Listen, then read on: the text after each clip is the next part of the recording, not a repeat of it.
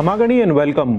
एक बार ये सोचकर देखना कि आपके घर की दीवार जो आपके पूर्वजों से पहले से आपके घर की रक्षा करती आ रही है, आंधी तूफान बाढ़ चाहे कुछ भी आए, वो दीवार खुद टूट रही है लेकिन आपके घर को कुछ नहीं होने दे रही। लेकिन फिर अचानक एक दिन एक कानून आता है कि अगर उस दीवार की हाइट 6 फुट से कम है तो हम उसको दीवार नहीं मानेंगे और बड़ी बड़ी बिजनेस कंपनियों के लिए उसको तोड़ देना कोई अपराध नहीं रहेगा। ऐसा इमेजिन करता हुआ मैं बेवकूफ़ लग रहा हूँ कि नहीं? बेवकूफ़ी तो समझ कर बैठा है सुप्रीम कोर्ट हम सबको। यही तो हो रहा है हमारे देश की सबसे पुरानी माउंटेन रेंज अरावली के साथ। सुप्रीम कोर्ट के इस नए फैसले ने बेसिकली एक डेथ वारंट साइन कर दिया है। सिर्फ एक माउंटेन रेंज का नहीं बल्कि उसके साथ साथ पूरे के पूरे शहर और लाखों करोड़ों लोगों का भी। क्या आपको पता है कि कोर्ट के इस एक फैसले की वजह से राजस्थान की लगभग 90% पहाड़ियां पूरी तरह से गायब हो सकती हैं?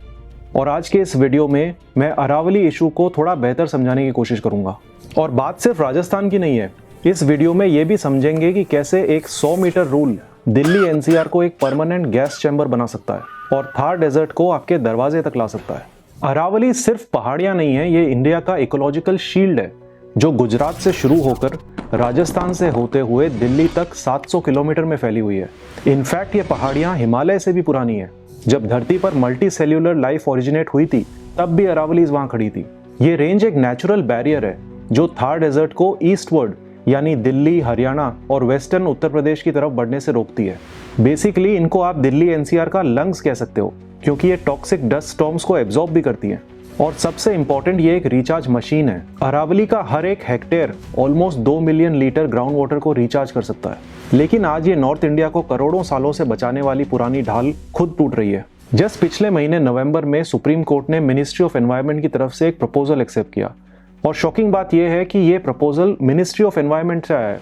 इस रूलिंग के हिसाब से अब से सिर्फ वही पहाड़ियां अरावली हिल्स में मानी जाएंगी जो अपने सराउंडिंग एरिया से कम 100 मीटर ऊंची है। ये सुनने में शायद इतना शॉकिंग ना लग रहा हो, but let me explain. Aravallis एक कंटिन्यूअस ज्योग्राफिकल सिस्टम है। प्रकृति हाथ में मेजरिंग टेप लेकर पहाड़ नहीं बनाती। अब सुप्रीम कोर्ट के इस अंधे फैसले की वजह से जो छोटी पहाड़ियां हैं वो लीगली अरावली की कैटेगरी से बाहर हो गई हैं।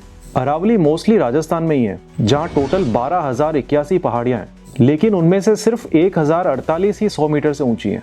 इसका मतलब 91% अरावलीज अब लीगली प्रोटेक्टेड ही नहीं है। इनफैक्ट दिल्ली एनसीआर में तो लगभग 90 to 95% ऑफ टेरेन प्रोटेक्शन खो सकता है। सुप्रीम कोर्ट ने बेसिकली माइनिंग माफिया और रियल एस्टेट कंपनियों के लिए एक रेड कारपेट बिछा दिया है।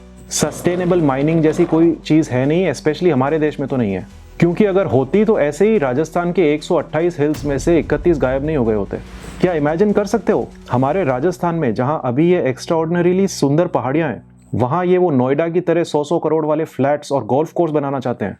इसी साल मई 2025 में मिनिस्ट्री ऑफ एनवायरनमेंट ने डिटेल्ड एक्शन प्लान पब्लिश किया था अरावली रिस्टोरेशन के लिए और शॉकिंगली सिर्फ 6 महीने बाद नवंबर में इन्होंने अरावली की डेफिनेशन ही बदल दी, जिससे लीगली 90% अरावली को खत्म करा जा सकता है। अब ये समझ नहीं आ रहा है कि इतना जल्दी ये दोगलापन आया कैसे गवर्नमेंट में अरावली को लेकर।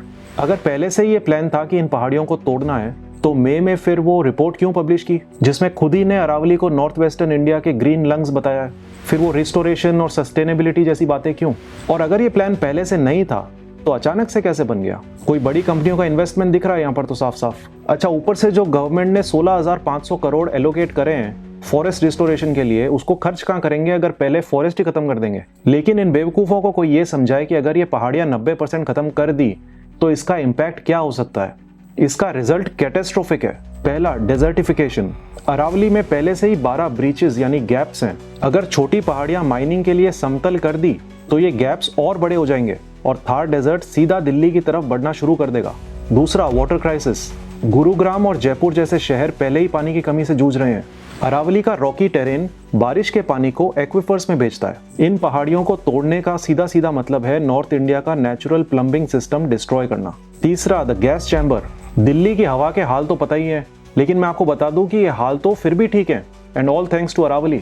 अरावली डस्ट को ट्रैप कर लेती है। अगर ये पहाड़ियां ही नहीं रही तो डस्ट कॉरिडोर्स खुल जाएंगे और विंड वेलोसिटी बढ़ जाएगी, जिससे pollution levels permanently severe zone में चले जाएंगे। वाइल्ड लाइफ और फार्मर्स। यहाँ इंसान की जिंदगी की कोई कीमत नहीं है तो जानवर का तो नंबर कहीं से नहीं आने वाला, लेकिन फिर भी बता देता हूँ। ये रेंज उन बेचारे लेपर्ड्स का घर है और 300 से ज्यादा नेटिव प्लांट स्पीशीज यहाँ पर मिलती हैं। फुल ऑन इलीगल माइनिंग चल रही है जिससे निकला स्टोन डस्ट किसानों की फसलों को बर्बाद कर रहा है, जिससे फूड सिक्योरिटी खतरे में है वो अलग। गवर्नमेंट को जवाब तो देना पड़ेगा। आखिर ऐसा क्या कारण आ गया कि अरावली की डेफिनेशन को ही चेंज करना पड़ गया। अरावली सिर्फ पत्थर और मिट्टी नहीं है, ये हमारी हेरिटेज है, हमारी सिविलाइजेशन का हिस्सा है। अगर आज हमने अपनी आवाज नहीं उठाई तो अगली जनरेशन से हम आंख मिलाकर इस टॉपिक पर तो बात नहीं कर पाएंगे। अरावली को लेकर सुप्रीम कोर्ट से हमें एक ऐसी डेफिनेशन चाहिए जो इकोलॉजिकल फंक्शन पर बेस्ड हो, ना कि सिर्फ हाइट पर। इस अंधे फैसले को अगर रोका नहीं गया तो माइनिंग कॉर्पोरेशंस तो करोड़ों कमाएंगे, लेकिन आम आदमी जहरीली हवा और प्यास से मर जाएगा। कमेंट सेक्शन में आप अपनी राय जरूर देना और इस वीडियो को ज्यादा से ज्यादा शेयर करें ताकि #SaveAravali's की गूंज पूरे देश में फैल सके। मिलते हैं नेक्स्ट वीडियो में। जय भारत, जय हिंद।